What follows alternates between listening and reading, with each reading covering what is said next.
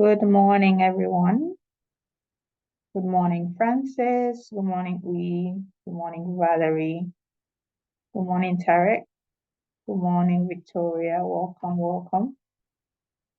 It's a pleasure to have you join us this morning or this afternoon, depending on your time zone.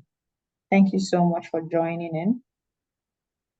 Feel free to introduce yourself in the chat as well. Let us know your name, the country you're joining in from, what you're looking forward to with today's session. Thank you so much. Good morning, Madio. Good morning, Faiza. Good morning, Ebiwolade. Good morning. All right, so feel free to use the chat to introduce yourself. Good morning, Uyi. Good morning, Jacinta. Which country are you from? What are you looking forward to learning in today's session? Good morning, Peace. Good morning, Hawa. Hello, Gloria from Malawi. Pleasure to have you join us. Morning, Jacinta from Nigeria. Welcome, welcome. Morning, Mark from Chile, Nairobi. Interesting. I hear it's various parts of Kenya have various weather. So Nairobi is cooler than the suburbs currently, like Mombasa. Let us know if that's true currently. Good morning, Victoria from Nigeria. Good morning, Boemo from Botswana. I hope I pronounced your name correctly. Good morning, Cynthia from Ivory Coast. Top of the morning to you as well, Sophie Peter. Good morning. Good morning, Khalid. Thank you so much for joining in. Okay. Good morning, everyone. Thank you so much for sharing where you're from. Good morning, Uyi from Cape Verde. Oh, I feel like I'm on a mini tour across the continent. But welcome, everyone. Thank you so much for joining in. I wish I was in your countries physically, but we make do with this virtual program for now. So feel free, like you already have, to continue to use the chat to introduce yourself, share any insights that may be of value to you as we go on. And if you have any questions, feel free to use the chat as well. Like you all know, we're here to go on the webinar session where we'll be exploring the topic of sketch to store, offering you an optimal masterclass on fashion product development. So everyone here is doing great things.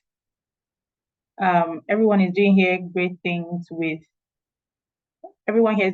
with their various fashion businesses. And then even if you're at the ideation phase, we want to provide the insights to get you to have products and services you would sell. And even if you are already selling products and services, how to make sure you optimize what you already have to offer even greater value to your customers, and then also scale across Africa and then across the world too. All right. So a little bit about the Creative Innovation Practice by ICT Africa. So this program is one of the initiatives by the Creative Innovation Practice. We tag this session the Blue Box session, as you would see in the top right of the slide deck. So this is under one of our capacity building programs, offering insights for African creatives to be able to scale their businesses, to understand their markets, to ensure that we have sellable products, sellable services, sellable platforms, and scaling across the entire continent.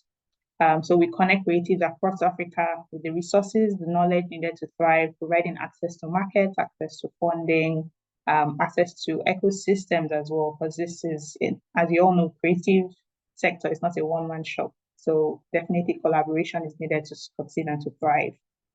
So with our work so far over the past few years, we've been able to serve creatives from over 45 African countries, hence the mini tour that we have currently. We've been able to disburse over $70,000 to our entrepreneurs, and I have over 33,000 people trained as well. Okay. So the aim of this practice is to empower creative entrepreneurs by providing access to training, networking, mentorship, funding, with the end goal of driving innovation, economic growth, global recognition for African talent as well. So we do that through capacity building, which is one of the the initiatives that we're currently doing with this Blue Box session, research reports, business development, so whether it be through mentorship, through coaching, offering that one-to-one support needed, program implementation, we have incubators, we have boot camps that are tailored to meet the needs of the creatives within our community and those that we also reach, and then ecosystem building, networking events, providing the ability to be connected to various players across various value chains within the creative sector. Okay, so just going again over some ground rules. Welcome to everyone else that has joined in while speaking. So please feel free to put on your camera if you can. This is a virtual program, but we would love to see your faces and interact with you during the session. Would also love, you can use the chat box to ask questions, share suggestions, share insights. Feel free to do that, and also to take notes. We don't want the insights that are shared here to just remain as, oh, I joined this session by the Creative Innovation Practice of ICT Africa, but rather lead it leading to actionable steps that you can implement in your business. And when we meet again in a couple of months, in a couple of years, there's a huge difference in the businesses that are being run, as well as the impact that we're all making in our various fields of expertise. All right.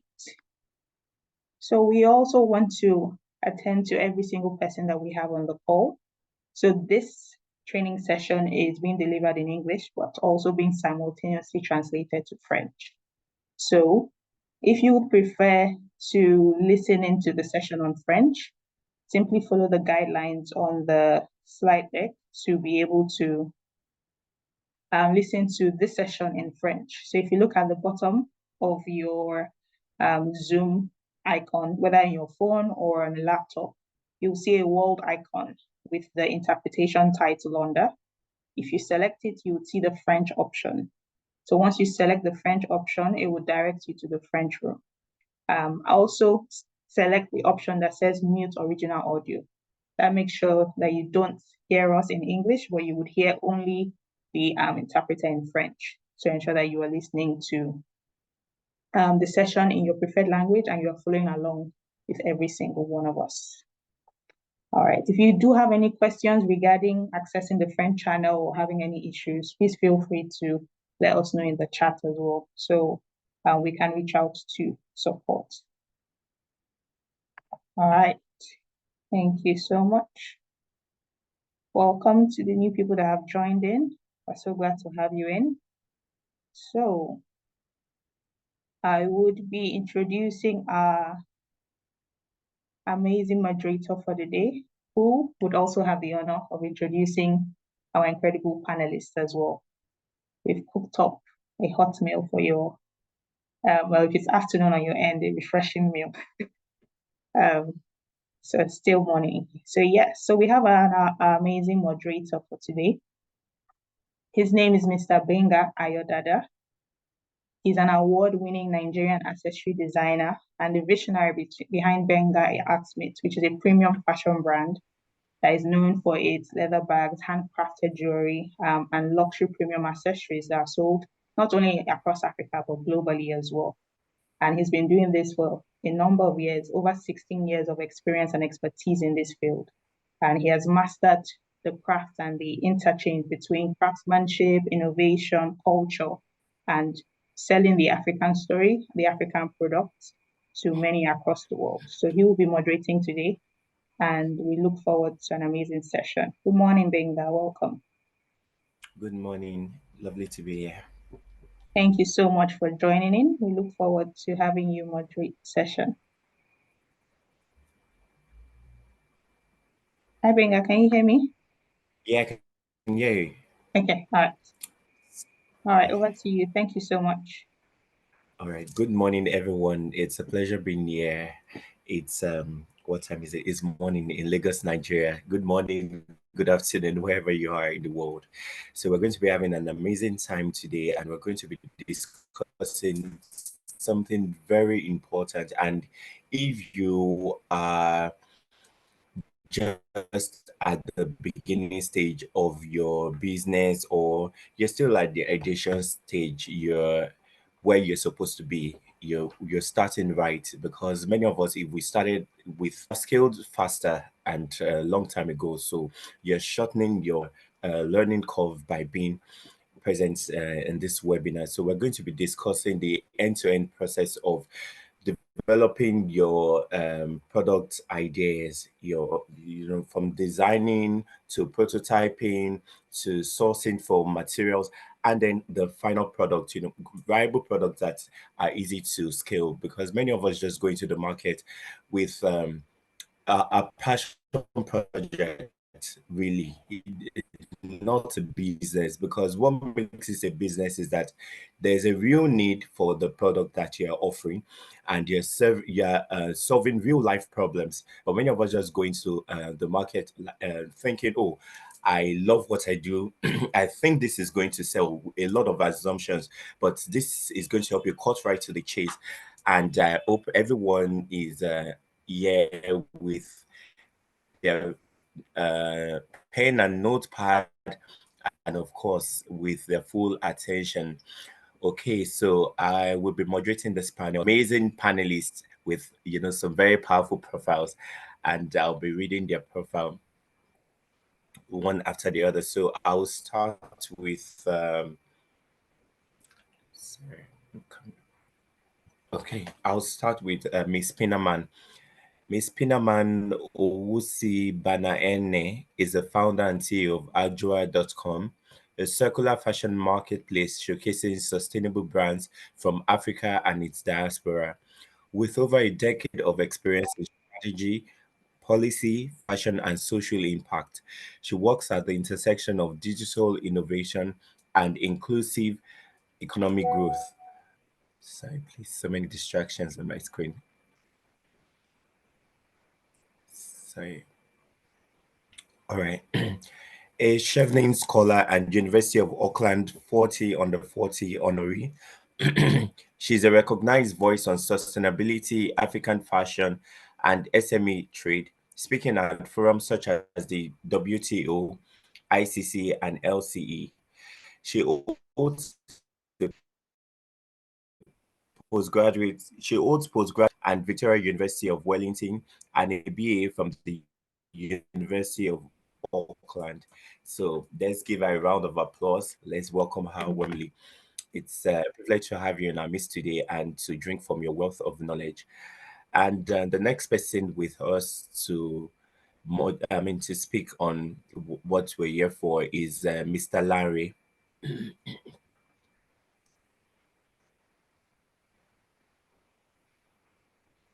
All right. Lanre Shonoiki is the co-founder and managing partner at Cafet, a consultancy driving strategy, a consultancy driving strategy. Okay, sorry, I'll take that again. Lanre Shonoiki is the co-founder and managing partner at Cafet, a consultancy driving strategic leadership for Nigeria's fashion industry, with expertise across engineering, finance, manufacturing, marketing, and technology. It focuses on building globally competitive African creative brands through value chain optimization and collaboration. He has designed and delivered. I need to turn I need to turn this off. There are a lot of the chats and all. Okay, let's go on. He has designed and delivered executive education programs via platforms like Future Learn and ESEC Business School, establishing himself as a leading voice in sector development. Currently, his mission is to build Nigeria's first 10 domestic integrated yet globally competitive fashion brands.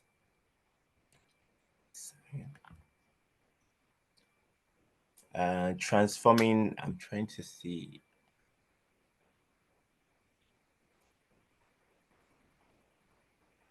Okay, transforming the country's creative economy through innovation and global market positioning. So let's give him a round of applause. I can't see a round of applause. I'm not going to be the only one talking, and we'll not only be hearing from our panelists, we need to react. So let's see how many rounds of applause we're going to get before we move on. Okay.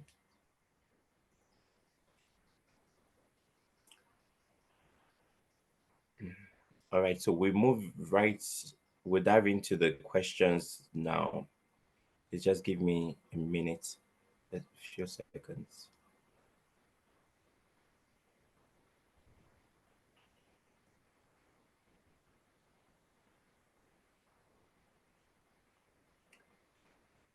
Hi, Okay. Benga. Good So morning. yeah, So good morning. sorry. So we need to also introduce Omonigho as well. Somu? Omonigho, the last panelist for today. Okay, I only saw two at my end. Okay. Most likely network. Okay.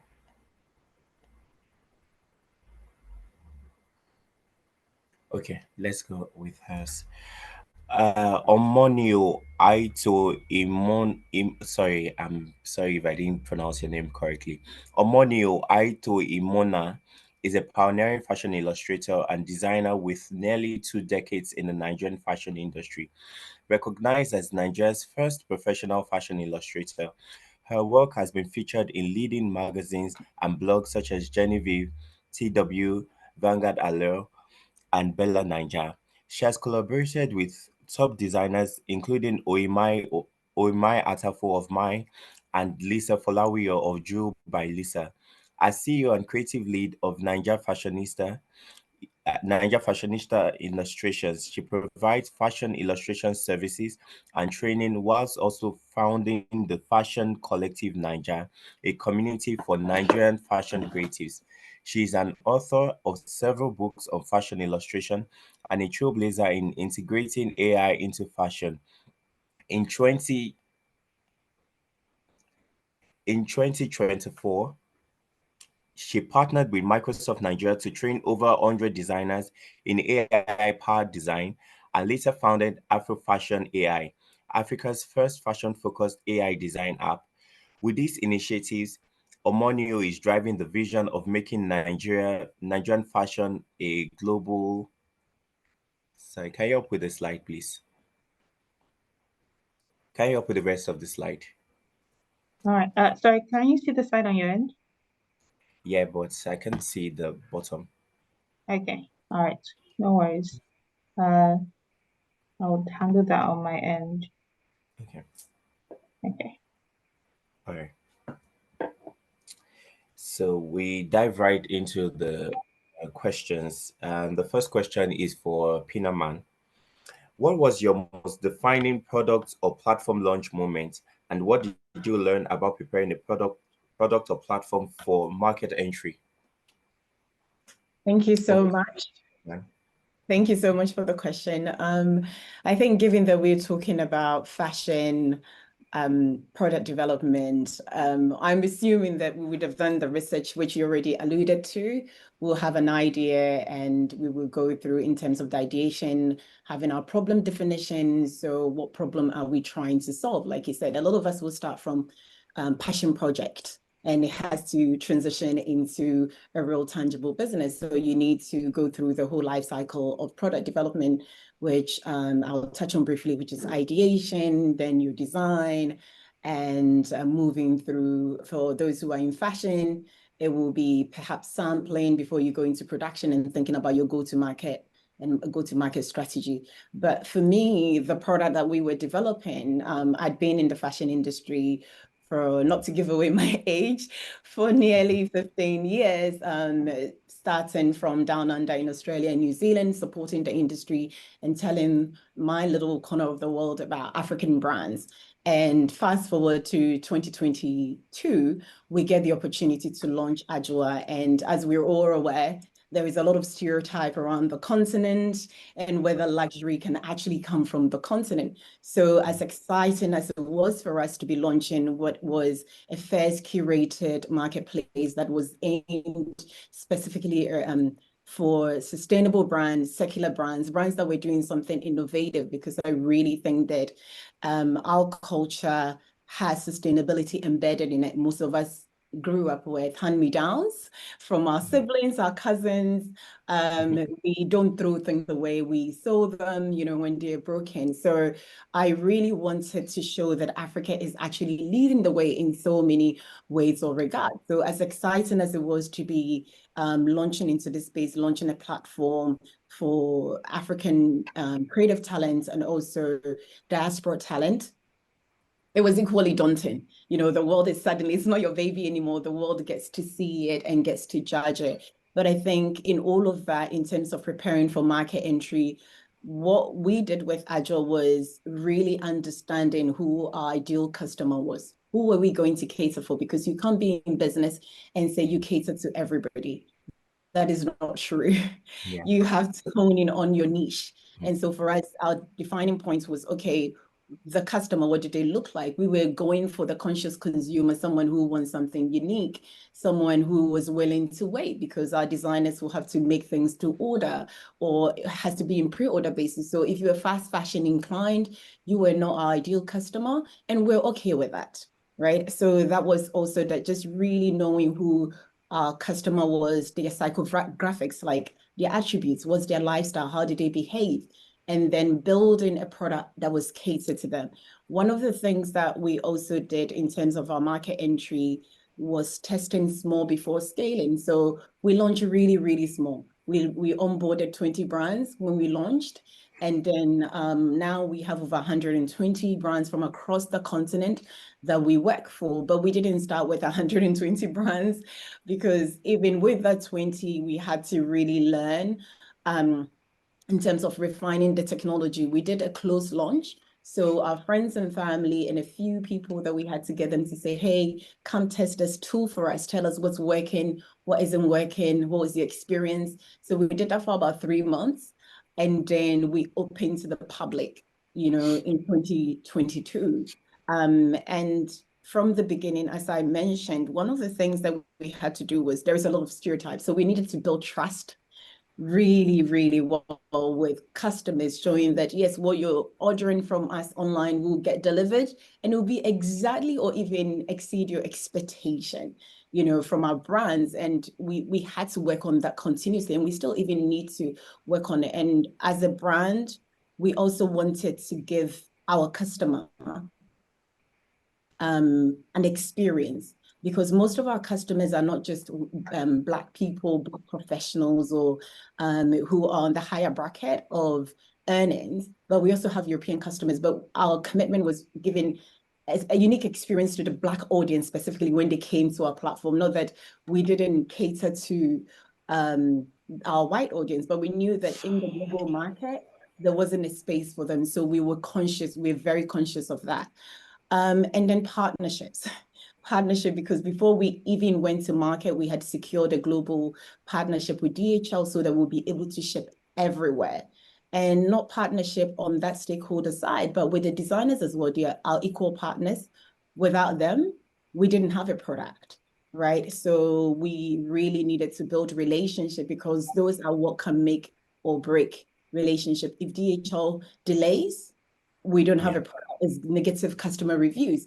If the designer is delaying in with production, is negative customer reviews. So I think for me, this is how the process of how we got into market, and some of my learnings with launching Agile, but I'm sure I'll share some more as we get along.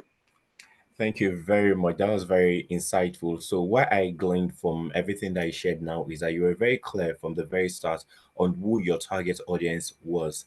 So you were not serving everybody. You were not just serving Africans. You didn't just use a blanket statement like, oh, we're serving Africans. You were clear. Eco conscious shoppers, eco conscious fashion African shoppers, and you knew what you were offering them, and you didn't just launch into the market without looking at it from a 360-degree angle. You wanted to be sure that you were ready for the market and you could handle the demand that was coming. So that's really fantastic. I hope we're all learning. So we're going to Mr. Lanre now. Just a simple question. What would you advise fashion entrepreneurs to focus on during the ideation phase? And of course, you're an expert on that, so I'm sure you have a lot to share with us. Thank you, Gbenga, for the question, and good morning, everyone. It's a pleasure to be here. In answering that question, one of the things we typically consider when advising brands is that if you look at the African fashion landscape, a significant percentage of the businesses there are SMEs, small to medium-sized enterprises. So on the basis of that, you see that there's very little room to get things wrong. Unfortunately, the typical approach to ideation sets most businesses up to move in the wrong direction. So there are three key considerations we highlight for creators, brands to focus on when developing product ideas. One is the commercial side of things, there's the creative side, and then there's execution. So on the commercial side, one of the things we recommend is very much in line with Pinaman's response, which is get clarity on who the consumer of the product is, right? Who owns the product essentially when it comes to a commercial position. And one of the ways we typically recommend for brands to get clarity on this is to be specific. It's one thing to list a set of attributes or do some analysis to identify the market segment, but how can you create a very clear persona for that description that you've made? We would advise sometimes for brands to go on social media, look for an actual person that fits that profile.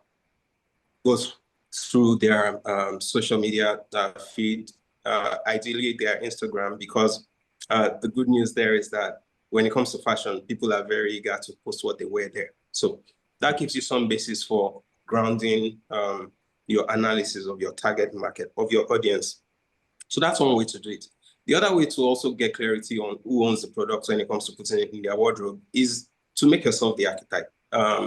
And the reason we recommend this sometimes for creators is that a good starting point is to think of something that you would enjoy wearing.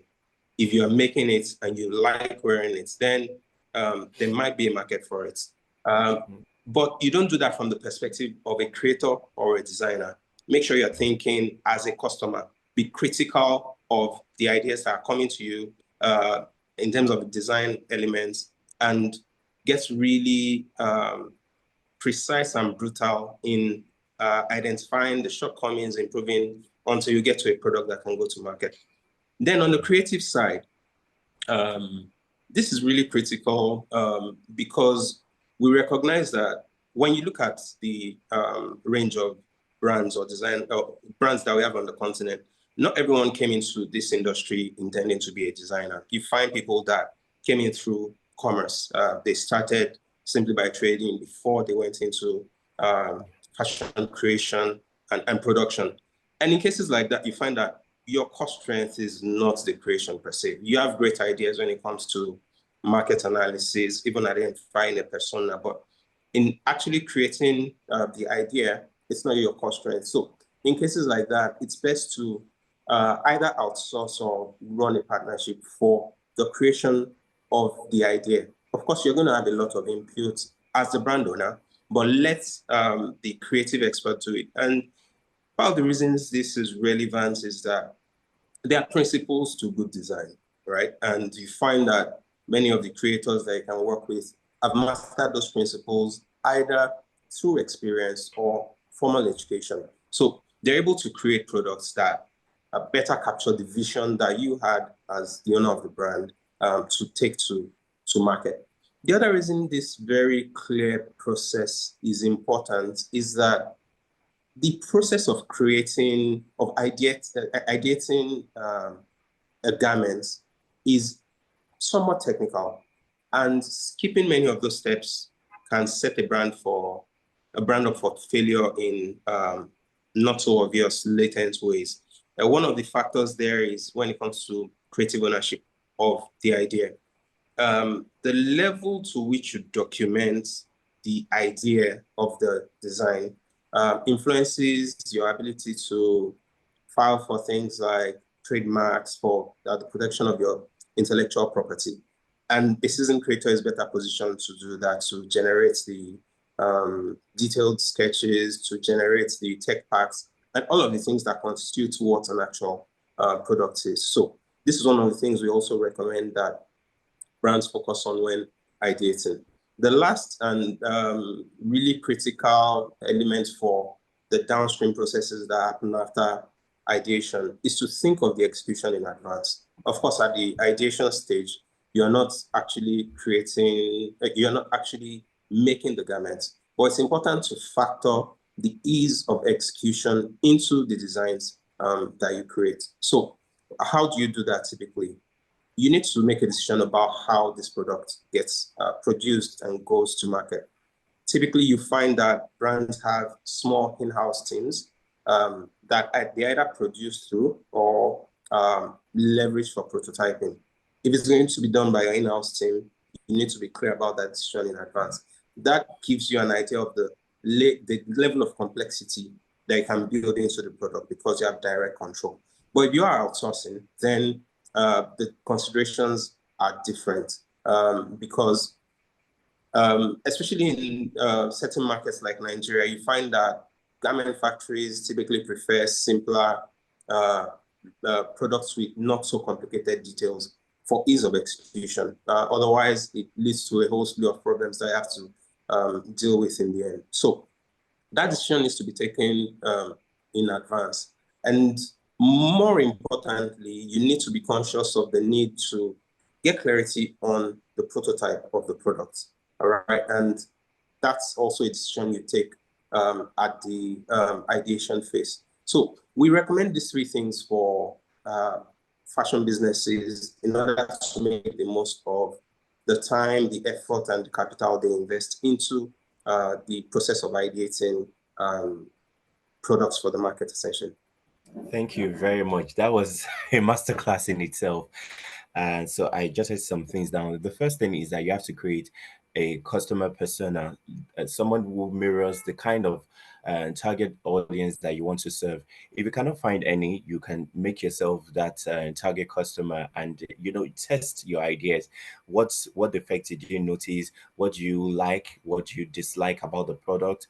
What are disadvantages? I mean, let me give myself as a personal example. So not so recently, we diversified into men's accessories, and I just realized that was when I realized that I create jewelry pieces, but I don't wear them.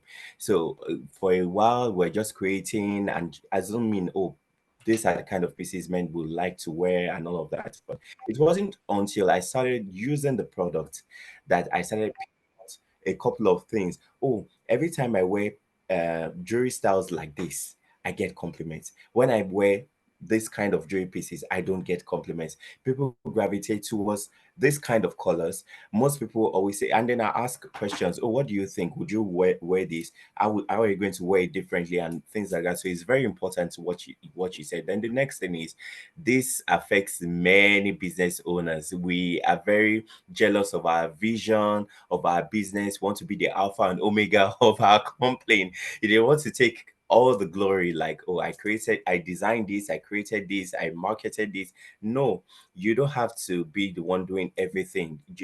Find your superpower, find what works for you and make it work. So if your expertise, your area of core competence is design, stick to design and outsource marketing and business management and all other aspects of the business to someone else. That's also very important. I mean, is a note to self and note to many other people, because that's a recipe for burnout if you do everything on your own. Now, you said something about, I didn't catch the 3 E's of, you were going to say something about it, but eventually didn't share those 3 E's. The 3 E's of something, I didn't catch that, and I didn't want to interrupt you. Oh no, so I was speaking to execution Okay. at that, right? Like how you gain clarity on executing the product that you have imagined, right? It's one thing to come up with the idea. And maybe to ground that a bit, I'll give some context from my experience consulting for a fashion school in Paris. So one of the things that my work with them was essentially around program design, right? Looking at the way they train their students and what improvements can be made. And one of the gaps that I identified very early on was the fact that you find that there are people who are really good at coming up with really amazing design concepts, but the translation of that design into executable patterns, that process is something they can lose track of. And when if we flip it to the case of a Nigerian brand now, when you're one individual trying to do all of these things, you don't want to set yourself up with a design that's so complicated that execution becomes really difficult for you, and then for the partners that might be working with you in getting it to the market. That last one, very, very important. Don't create a product that is too complicated to execute. Like you're the only one who understands it, or it only exists in the realm of imagination, and then you feel everybody just doesn't get it, including the customers you want to sell to. Very important. Thank you very much, Mr. Lanre. Okay, so Miss Omonigho, it's your turn now. Are you ready for us? So your question is, how important is illustration in the ideation process of a fashion entrepreneur? And what tools can be used to make illustration efficient? Miss Omonigho, over to you. Oh, we can't hear you. Are you sure you're unmuted? We can't hear you.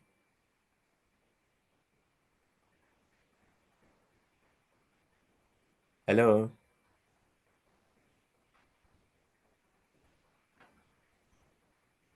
Hi, Omonigho, are you using a headset by any chance or earphones? Sometimes that could be. Yeah.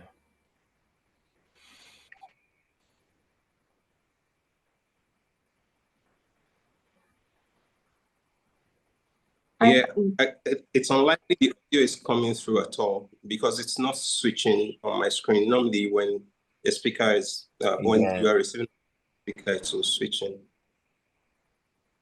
Oh, yes, sure. Omonigho, can you hear us? Let's confirm. I don't think she can hear us because she's not speaking. Hello? I don't think she can hear us. I think she can hear us, but she can't hear. Yeah, she can't hear us. That's the host trying waving to her, so she knows that we're trying to get her attention. I can hear you. Okay, There's yes, just we can hear you now. We can hear you now. Oh, can you hear me now? Yes. Yes. Technology was about to mess me up. Okay. Hello everyone. Lovely to be here. So I was using a Bluetooth speaker, so my audio. All right. So you were asking about. Can you go over the question again, please? Like, how important is illustration in the ideation process, and what tools are you going to can you recommend to make illustration efficient? Okay. Like that's my or like I was introduced, that's my core competence. Yeah. And I started Nigerian Fashionista Illustrations because of the gap that I noticed in the industry. Because of the I would like to call it unique fashion education system that we have. Very few fashion schools, and a lot of people want to go into the fashion business because of the glamour attached to it. And so the focus during fashion education is really on, making the garments. And if you're lucky, your teacher will probably teach you pattern making, and if you're not, they'll teach you freehand. So the focus is really on making the garments. The aspect of conceptualization, of coming up with design ideas, and also illustration was very, very new as at the time I started. And the reason why I'm called Nigeria's first, professional documented illustrator is because I came into the industry when it wasn't even a thing. I started out with having my designs in Genevieve magazine under a column called Style Sketch, and I have Betty Rabot to thank for that. So it's fashion illustration is the very beginning of the garment design process. I mean, I don't know. I think in Nigeria we're pretty much we're magicians, because I don't know how we've been able to, you know, skip that part and then you know, make clothing. Like, how do you build a house without a plan? What are you staring at? What are you looking at? What's the vision? Is it in your head? I hear a lot of that anyway, you know, because we have a lot of small businesses who they do everything. So from concepts to sewing, so you know, they're making the garments and they're seeing the picture in their heads. So it's been a very rough journey, but fashion illustration is core. It's the very beginning, you know, the concept of what you want to create, putting it down. Now you might not be able to put it down, so you get an illustrator to do that for you, and that's, you know, how the illustration industry came up. So it's very, very important in the garment production process. It's actually the first thing. Well, I would say the second thing, because you have to think of the idea or see the idea or be inspired by it, and then, you know, put it down. And I think you asked about tools to for illustration. Did you ask that? Yes, yes. To make Okay, illustration effective. to make illustration effective. Yeah. Okay, so well, we all started out with pencil and paper, but we're in the digital age now, and I can't remember the last time I actually sketched on paper. It's been quite a while. It shows you how the digital world has, you know, taken over everything right now, and it's even so incredible now that anybody actually, even without any illustration skills whatsoever, can actually, you know, come up with incredible designs through the power of artificial intelligence. But if you're going to start out as a designer, pencil and paper and, you know, the watercolors and all of that are great. But usually, I would say, you know, start out with your 2D illustration. So you have applications like Photoshop, Adobe Illustrator, but my personal favorite anyway is Autodesk Sketchbook, because that is, you know, it's very beginner friendly. So Autodesk Sketchbook, and of course the trusty Photoshop, Adobe Photoshop. But you know, even those applications are getting disrupted right now with artificial intelligence. You know, so with artificial intelligence, you can just type your prompt. So I want a beautiful green red dress, midi with sleeveless, that sleeveless with a low back. And artificial intelligence will create this incredible design for you in seconds. So the industry has been disrupted, is continuously developing, and I will always say you have to be a continuous learner in this industry if you do not want to be, you know, annihilated, if you don't want to die. You know, I have always continuously, you know, upskilled. So first of all, I was just very happy with my pencil and paper, and then I moved on to, you know, watercolor and all of that. And I saw guys like Papa Opong. You know, I don't know whether you've heard of him, the Ghanaian illustrator. Oh, yes, yes, yes. He's in the US right now. You know, doing incredible things. And this was, I think, back in 2009, doing incredible things with 2D. And I was like, what is this?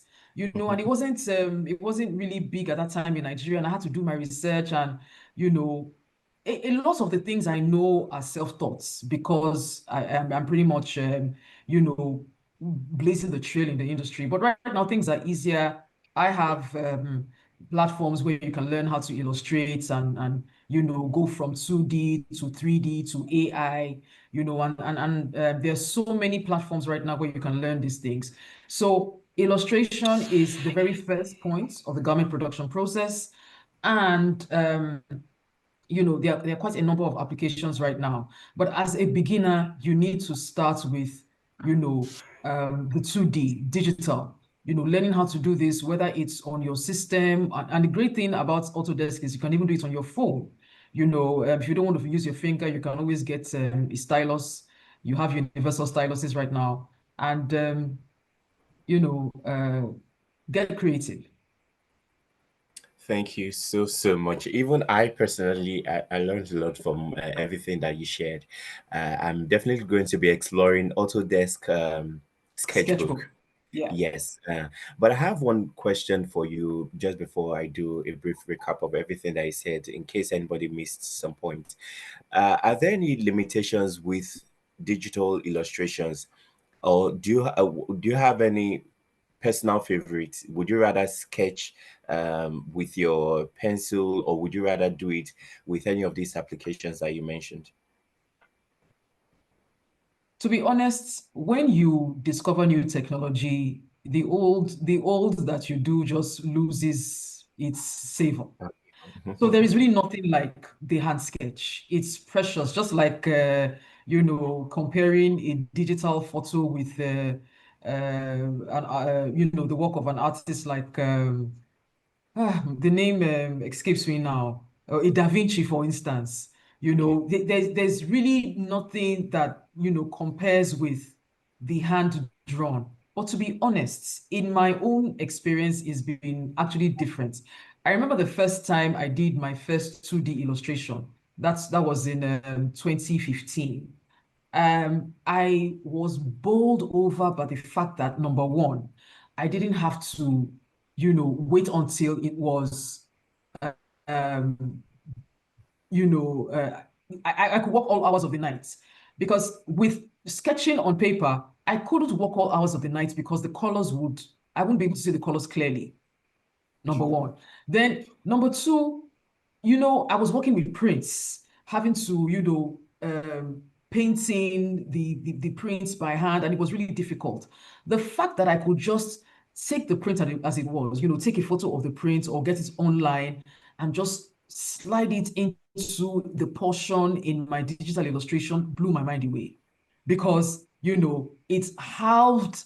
I won't even say it halved. It like my work was reduced by almost 199%. It was that intensified my love for it. And then we now had 3D illustration where you could see the back, the front, you could see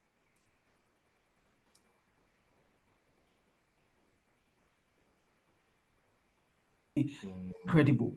And then AI came, and I didn't even have to do anything anymore. I just had to prompt, just be really good with my words. So it just pretty much gets better. I'm curious to find out what's going to come after AI. It just gets better and better every time. So I really don't have a personal favorite. Everything that comes after it just, I'm sorry, it kind of like makes you like an ashawo. You don't really have a love. You just keep moving on to the next best thing. So I really don't have a personal favorite. Right now, I'm all for AI. It's made my job easier, and that's why I'm innovating at, that intersection of fashion and tech and artificial intelligence. Thank you for that very detailed explanation and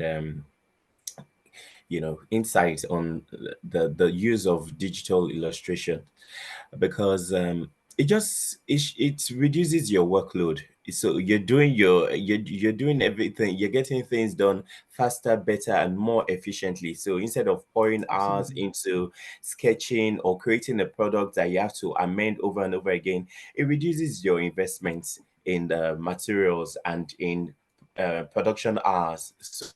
So I hope that many of us are going to explore the use of illustrations in our product development. All right, so we're moving back to Pinaman. How can a fashion entrepreneur leverage tech to sell their products internationally? Thank you so much for that question. I guess tech is all around us, and I think we just spoke about it. We're right now using technology, even though in a different formats. But I think if you're a fashion designer, you definitely can't sleep on this. And e-commerce, be it WhatsApp, you don't have to even think really big. If you're thinking about technology, but for us being a digital platform, leveraging technology has been the way for us to connect be anywhere in the world and connect with our audience globally as well. So right now, technology is crucial.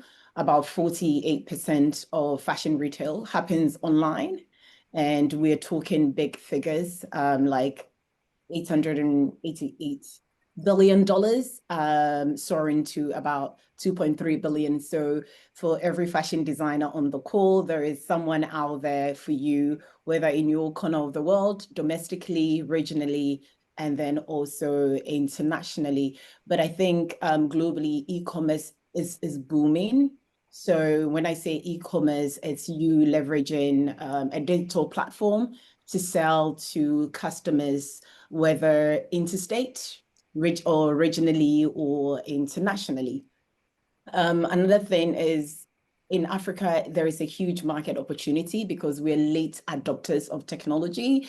Even though for mobile first, we are the leaders when it comes to mobile technology in terms of transacting in the fintech space. When it comes to e-commerce as well, I think locally we're leveraging WhatsApp social commerce to be able to do trade. A lot of designers, if you're based in Nigeria or Ghana, Accra, people will hit you up on your Instagram or WhatsApp channel to say they want to buy something from you, and it gets delivered. So that's your social commerce platform that you can use to sell. You also have your TikToks.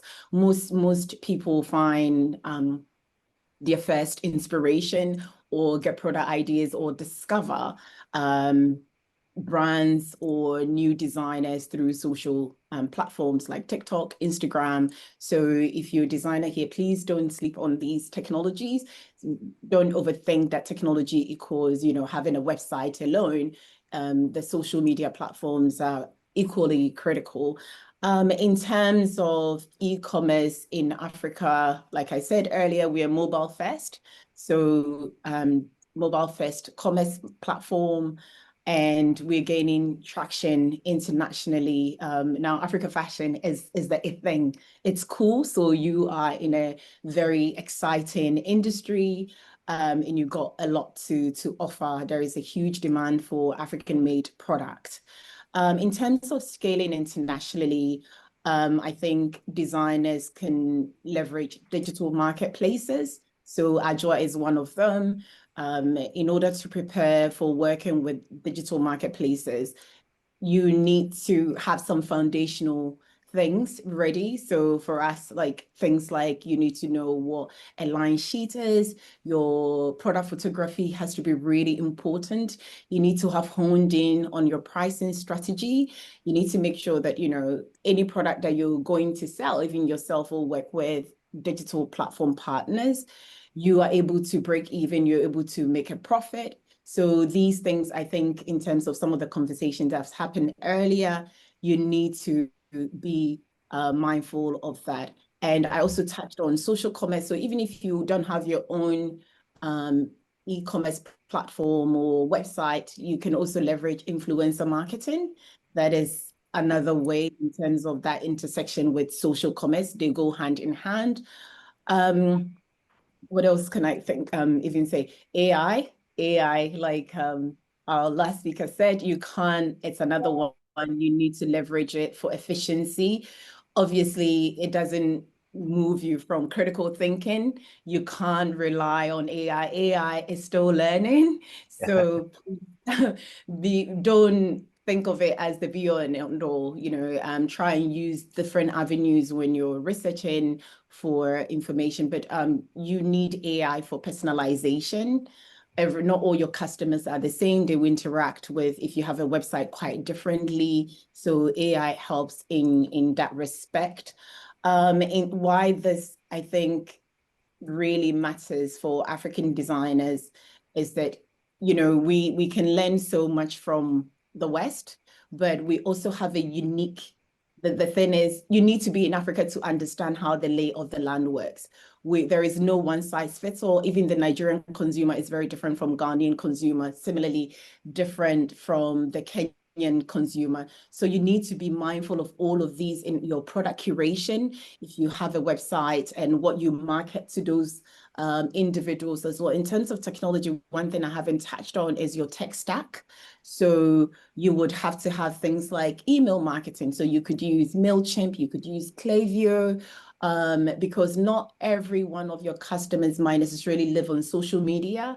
So for me, one thing I always say is the 4C, you have to be connected. You need to find your customer wherever they are. So some of your customers might live on LinkedIn, which means that that is a platform that you're actually overlooking and not thinking that there might be a potential customer there. But as we talked about earlier, you need to not overstretch yourself. As someone said, burnout is real. So find the channels where your customers live and then narrow in on them to use them to scale. So for us, as a digital platform, not every channel serves our customers because of the kind of niche that we sit at. So we go to that. That could be LinkedIn, which might not be traditionally where people go because everybody thinks Instagram is where you need to live. But for us, LinkedIn might serve as one. Pinterest is another platform, but the sales cycle on Pinterest might be really, really different. So think digital technology in a very holistic manner in terms of strategizing and test those channels. So don't start with like, I don't know, 100,000 naira focusing on Facebook ads as a channel to reach in terms of your brand awareness to you when you're doing your funnel strategy to find your ideal customer. Test small. So it could be, I don't know, 50 cities. It could be $5 to start off, whatever that equivalent is in your currency to test to find your customers. But I can't stress this enough. Please leverage social commerce, leverage mobile first approaches, leverage e-commerce platform, and work with digital platforms as partners. They are not your competitors. That's something that I'm learning as I engage with designers across the continent. It's another channel of marketing. So your digital partner is spending money to acquire a customer for you to bring in a sale. So don't feel like I need to price the product more expensively for my digital platform partner. You can't do that. If you go on the global platforms and you work, you're leveraging technology. If you're on Farfetch, the price should not be too different, maybe marginally $5 between Farfetch and Net-a-Porter. So you can't tell your digital partner, marketplace, Ajwa, Anchor, Industry Africa to say, I'm going to sell the product on my platform for $100, but you sell it for $150. Consumers are very price sensitive. So you're setting up your partner to fail. So in us working together collaboratively to push the fashion industry and leveraging technology to grow, please realize that customers are really, really savvy and they price check. So don't set your partners up to fail when you're with certain partners. Be mindful of that. But I will encourage you to start small wherever that is and narrow in and leverage those. But technology gives us a great opportunity to tell our story because Africa has something really unique in terms of whether our rich traditional textile manufacturing techniques, whether you're in the footwear industry, the leather works, right now everybody is saying Italian leather and the world. Because of technology, we're able to tell our story and say, actually, there is no Italian leather. It's Nigerian leather that gets taken to Italy and gets treated and comes back and sells to us as a premium. And that is the beauty about technology, is that you're able to tell your own brand story, use your own tone of voice, and message and connect with your audience to drive sales or to scale your business. So I think that is what I've got to say, that don't sleep on technology at all, whatever channel that is, even if it's WhatsApp, please use it. Thank you very much. All right, so we need to wrap up in 5 minutes because we still have a Q&A session. So Mr. Lanre, Miss Omonigho, the next questions we'd like you to answer in a concise manner, short and straight to the point. So maximum 2 minutes. Thank you so much, Pinaman. We hear you loud and clear. Don't just stick to one platform or two platforms, Facebook, Instagram. Spread your tentacles. Don't put all your eggs in one basket. In this case, your marketing budget should be spread across different platforms, and then you can double down on the ones that work best for you. Thank you very much. All right. So, Mr. Larry, your question is scaling from a prototype to a consistent finished product can be tricky. How would you advise an entrepreneur to manage quality control and production timelines, especially in contexts where infrastructures or resources can be unreliable? Did you get the question? And it's Yes, quite a yes, I mouthful. do. Yes, I do. Thank you, Benga. I think a very concise way that we typically capture this is PRO, like a pro tip essentially. And the P in there stands for prototyping, the R is for redundancies, and then the O is for organization. So let's start with prototyping. The prototyping phase itself, I think it's something that brands tend to underestimate in terms of the value it adds to the overall process. In prototyping, you are not just, it's the first time you're creating the product to see it live, but that's not all. It's important to make prototyping a very iterative process. Look at the first version you create, see how you can improve it, and then you do that over and over again until you have something you're very satisfied with. One of the opportunities this gives you as a brand is that it helps you get clarity on the process of making the garments itself, and this is really important. So typically, we will tell brands that if you're outsourcing your production, for instance, to a large extent, ensure that you either do your prototyping in-house or you are actively engaging the outsourcing partner during the prototyping phase. Because you gain a lot of the learnings about the steps, how to organize your production line, for instance. Should you make it a batch process where a single individual completes the whole garment, or should you use a line process? These are things you learn from prototyping that feed into your quality assurance eventually. And that way, QA is not an afterthought as it typically is right now. It's something you build in at the beginning. The other thing to keep in mind is redundancies when it comes to avoiding delays. And redundancies are essentially having backup plans for your backup plans. And this is really important when it comes to sourcing inputs, for instance. Sorry, I'll come back to that later. This is really important when it comes to sourcing inputs, for instance. If you've seen a fabric that you're going to base like 500 pieces of your garment on, then you need to be sure that in addition to your primary supplier, there is a secondary supplier that you can rely on if that runs out or there is a disappointment. You could also have quality issues that make you want to switch there. So those are things to factor in. When it comes to your partners for the production as well, yes, you have a primary partner you're engaging with, but to a large extent, have a backup plan that can step in to the gap in case there are challenges there. But the last element, organization, is the most critical. Be sure that there's clarity in that process of how the prototype becomes a garment in the wardrobe, right? So line up all of the services or steps or processes that you need to execute to get that done. Ensure that they are bound by contracts, because what you say without documenting and agreeing on can hurt you down the line. If the production partner produces the wrong garment, for instance, you only have cover if you've documented what the expectations are.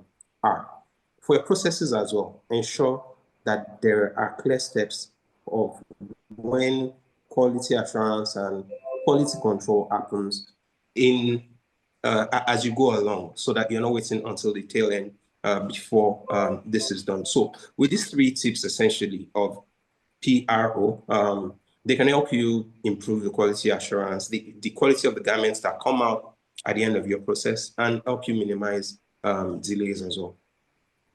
Thank you so much. Okay, so for the person who asked the question in the chat, I didn't get the second option for prototyping. It said that you should have an outsourcing partner, right? Yeah. So you either prototype in-house or with your outsourcing partner, or make sure you prototype. So either do it in your own studio or be actively engaging the production partner when they are creating your prototype so that you can make the necessary improvements and iterations during that process and document. Yeah. All right. So the last question goes to Ms. Omonigho. After developing illustrations, what are the advice steps to develop a feasible product? Ms. Omonigho, can you hear us? Since she's off again. No, I'm not. I have to alternate between my Bluetooth speaker and switching it Oh, on. right. Right. All right. So, like I said, the first thing you do is have an illustration of the design idea that you came up with in your head or were inspired to do. And the next thing will be to create what you call a technical flat. So a technical flat is a black and white illustration of the garment without the body in it. This helps with pattern making and, giving a clear idea of of the things that will go into the making up of that garment. Now, after you make a technical flat, you're supposed to do a technical pack. So a technical pack is kind of like sewing instructions and all the materials and all the trimmings and everything that will go into making of the garment. And they became very popular when at the start of when Americans now started to outsource their production to Asia. And, you had the Asian partners not really understanding English. And so the technical parts, really helped to stop a lot of or prevent a lot of mistakes. After your technical parts, of course, you have to make a pattern of the garments.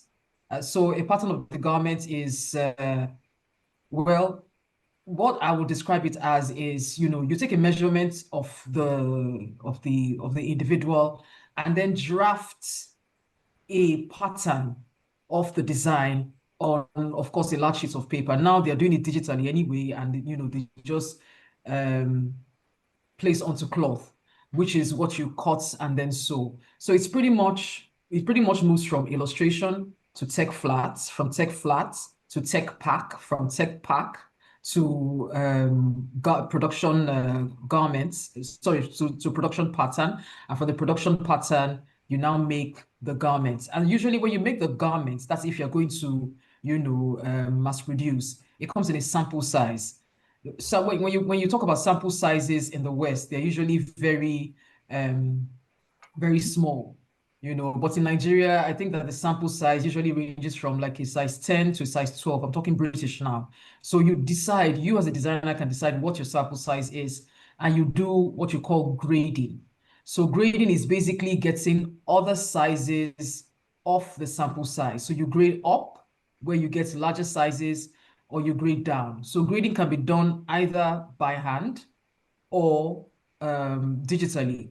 And I would always, of course, advocate for digital grading because it's more, it's easier to do and less error prone. So those are basically the stages that, a garment moves from, how a garment moves from concept to production. All right. Thank you very much. That was quite brief and straight to the point. All right. So this last question is for all our panelists. What is that one habit, one tool, and one mindset every young fashion entrepreneur should have to succeed in product development? So who's going to bail the cat? Ladies first. Let's go with Pinaman. Sorry, so one habit.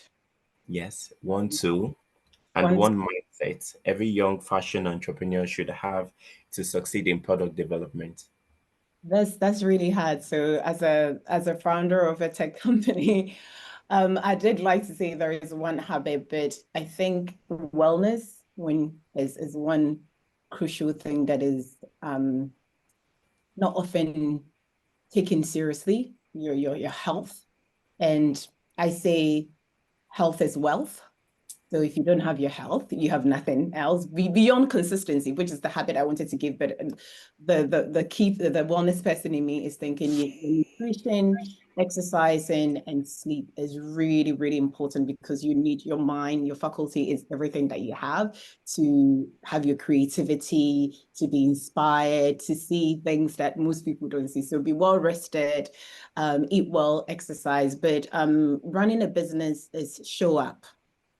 Those little small steps, consistency, show up every single day. I know no 2 days are the same, but when you have consistency, you'll be moving at a pace without even knowing. You look back 5 years and you're like, how did I even get here? It's because you just showed up. So that little step of every day showing up, no matter what, is very important. In terms of tool, I'm not a fashion designer myself. So tool that I guess if you have a large team or you have a growing team that I use without fail is Slack. I communicate with my entire team in there, and that works really well for us. But within that, I'll also say that as a fashion group, since we're talking about product development, I'll say Canva is a free tool and enables you to do a lot. So that is one to have in your suite of tech stack that you have. And what was the last thing, please? The advice. Yeah, right? that's all. One habit, one tool, and one mindset. One mindset. I think the mindset is consistency, right?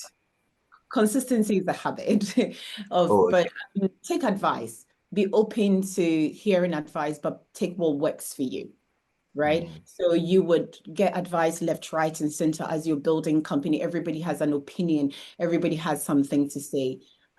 Please always be willing to listen, but take what is important and leave the rest behind. So that's one thing that I would recommend. All right, so let's take Mr. Lanre now. Okay, thank you. So in terms of habits, I'll say specific to product development is to keep in mind that you don't own the product, even though you're creating it. The customer is technically the owner of the product, because that's when it's in their hands that it becomes valuable, and it shapes a lot of the decisions you take and your approach to actually making that product a reality. When it comes to tools, one of the underappreciated tools in product development is the brand identity itself. And I don't mean the logos or your mission statement. It's the key elements that are part of your brand, such that whenever a customer, especially one that's bought from you before, sees your product, they can identify it again. It also helps really ground your identity and your products themselves across trends, because there's a tendency to see new trends and get carried away with them. But having a very clear and defined brand identity will always keep you grounded and bring you back to that core, make you stand out even when you're playing the trends game. And then the mindset, and I think this is really critical for African brands at this stage, is to see that your market is global. Global, one, because we're getting more dispersed more quickly than many other populations across the world. So you have a lot of us in different parts of the world. And more importantly, there's rising interest in our culture, our identity. So if you play the local limited game, that's the market you operate with. But if you open your mindset up to really play across the world, it's literally your oyster. All right, thank you very much. So over to you, Ms. Omonigho.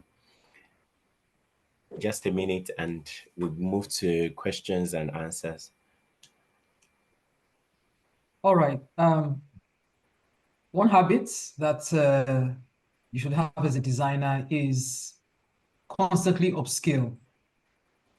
It's very important. Well,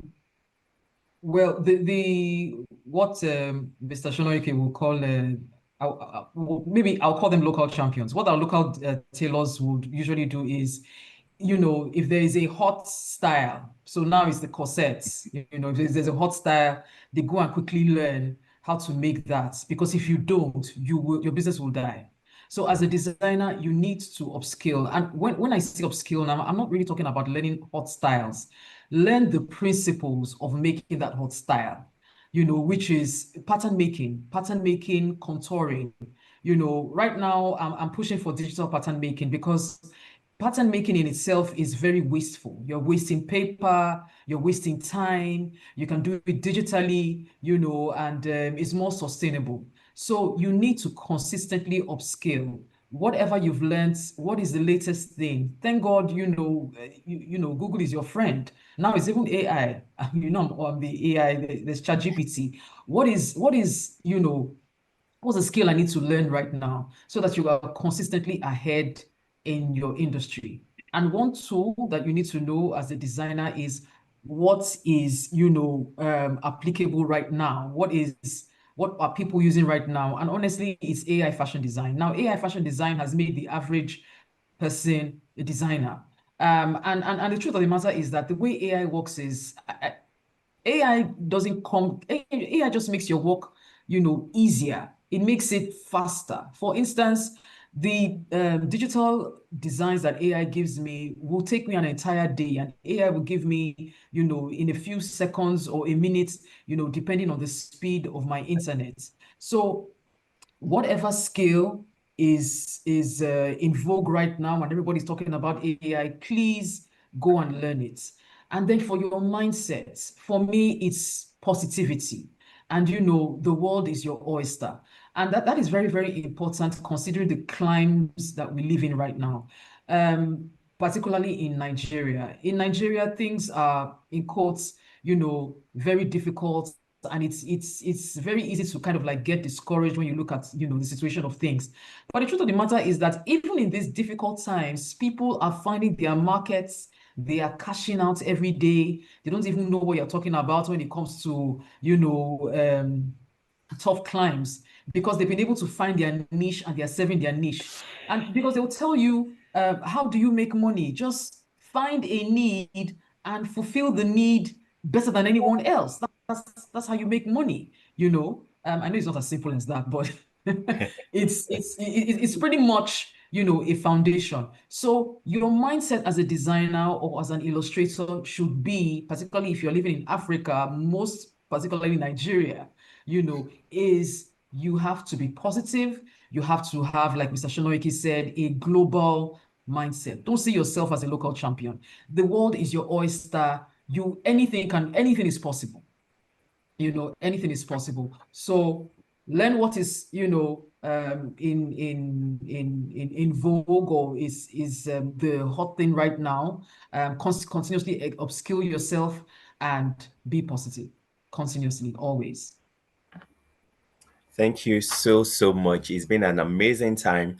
I, as the moderator, have learned a lot. It felt like I was a student in the classroom, not a moderator. And I really appreciate every one of you, Miss Pinaman, Miss Omonigho, and Mr. Lanre. It was really, Almost really fine. I was going to almost fine.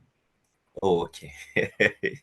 Thank you. So, unfortunately, we've run out of time. We can't take individual questions. So, what we're just going to do is to kind of merge some questions together, because we noticed that there's a similar thread running through some of the questions. So, we just kind of categorize them. So, one of such questions is, how can someone move from an idea to materialization if they don't know how to sew or draw sketches? Because we've spoken so much about illustrations, about prototyping, but I mean, how can one move from having an idea, a design idea, a product idea, how can they move from that to materialization if they don't know how to sew or draw sketches? Anyone Can can I answer that question? Okay, Okay. please go ahead. Okay, I can get started and I'll be brief. But one of the things we preach constantly is the power of collaborations, right? And the beauty behind that is that if you look at the market we currently have, we have a lot of small SMEs that are forced to be vertically integrated and are doing too many things, right? You don't have to force yourself to do all of those things. Leverage specialists in certain areas through collaborations. And the question that comes up then is costs, like how can I afford all of these things? In certain cases, you can be very strategic about the way you structure those collaborations. You don't pay a lot in advance. You can enter into revenue and profit sharing arrangements for when the product eventually goes to market. So look for illustrators, look for pattern makers, look for even marketing experts and content creators that can help you really drive the commercial side of things. And a lot of that is happening organically in the Nigerian ecosystem now. There are a few ecosystem facilitators who are trying to trigger this more actively, but collaborations will help a lot. One really clear example of where this has made a difference is in the global rise of Afrobeats. A lot of the best work we've seen were just pure organic collaborations of producers with upcoming artists that just made amazing work that shook the world. That's my very brief contribution to that. Over to you.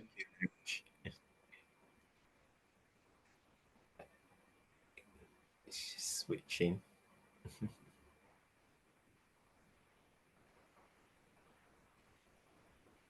Oh, we can't hear you.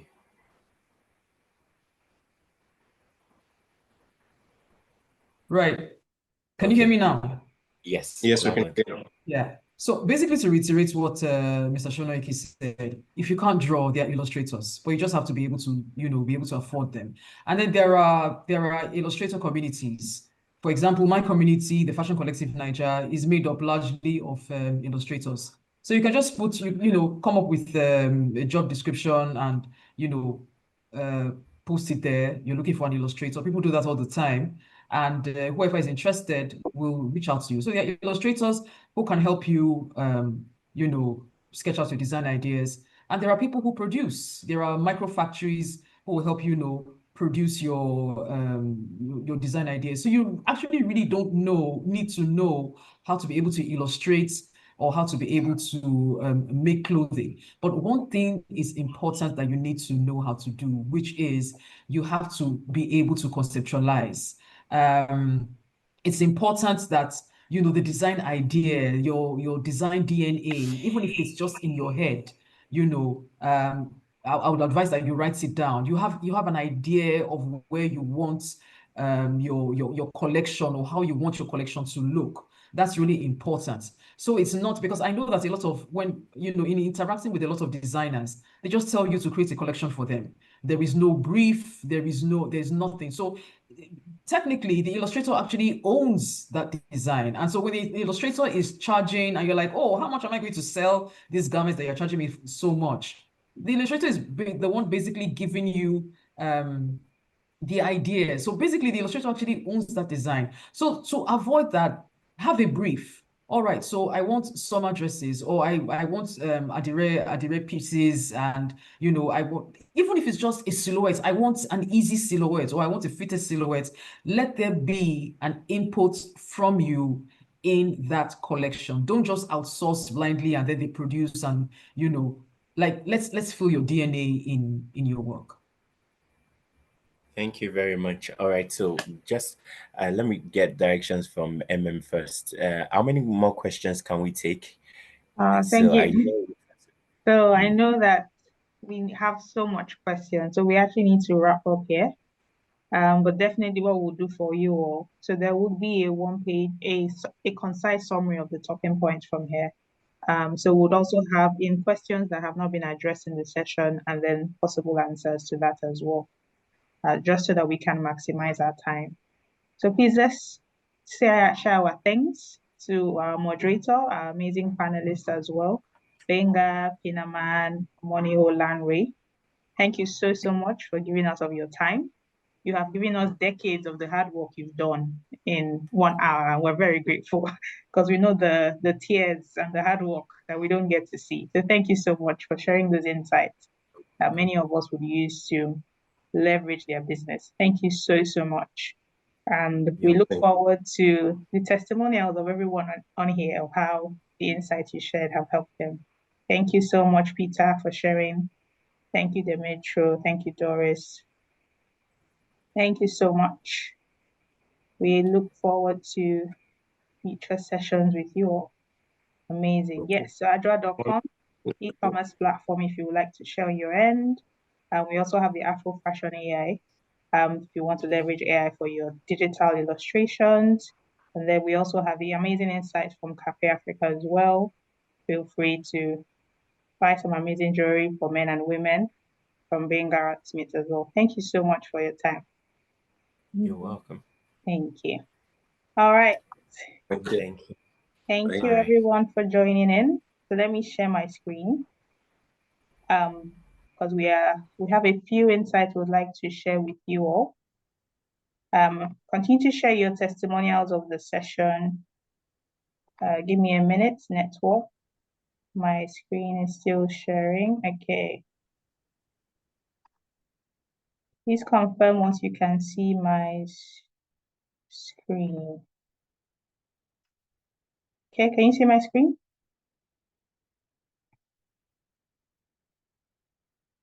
Okay. All right. Yes. All right, perfect. Thank you so much. So I'm very sure we can all agree that today's session was beneficial. I always say with every session, I think, which idea do I act on now? Because insights overflow. So thank you so much for the ideas. So building on what we've done already. So we want to offer a more detailed opportunity for more fashion entrepreneurs later this year in November. So this will be a mastery bootcamp that's focused on detailed advisory for fashion entrepreneurs. You get to learn from fashion icons across Africa. That's why we have this silhouette here. So let's see your lucky guesses for who would be sharing their insights with you in November. You'll get to network beyond borders. I saw Peter's comments about it's be nice to connect with people on here. So definitely you'll be able to connect with the fellow entrepreneurs on the bootcamp. We also have a CIP community where everyone has access to. So feel free to also join that community so you can meet everyone on this call and also meet other fashion players in the group as well. And then also we'll be sharing insights on how you can scale across Africa and globally, giving that detailed hand-to-hand support. So, okay, this is where I'm at as a business. How do I move to the next stage? How do I ensure that I do it sustainably and it's not just something I do once and I'm unable to do after this bootcamp? So there will be a registration fee for this session. So it will be $120 if you're across outside Nigeria, and then 120,000 naira equivalent for that course. So this course covers the amazing insights you will receive, the access to mentorship and coaching from the qualified experts as well. You would also be having toolkits that would aid with your business, whether it be export readiness toolkits, line sheets that would help with you scaling your business as well. And then also having access to information such as building your tech packs, ensuring that you have effective, sustainable principles included within your business operation. So there is an interest form for this, which we've shared in the group chat. So once the call for applications are live, we'll share that with you as our premium community members. So feel free to indicate your interest. We'd love to have you to be a part of the session in November. And we look forward to hosting you as well. This session would also be open to anyone across Africa. So you can also share this app with your other fashion entrepreneurs in your network, in your community, in your ecosystem as well. So please use the link to register your interest. Definitely also join our community where continuous updates will be shared and continuous information as well will be shared regarding this event and the many more programs we have in the pipeline for you all. So yeah, thank you very much, everyone, for tuning in. Thank you once again, Benga. Thank you so much, Pinaman. Thanks a lot, Lanre. Thank you very much, Omonigho. We appreciate you giving us of your time today. We appreciate the insights you shared, both theoretically and practically, that would enable each and every single person on the call to grow and scale. Thank you so much, and we'll be in touch with us all very soon. Have an amazing rest of your day.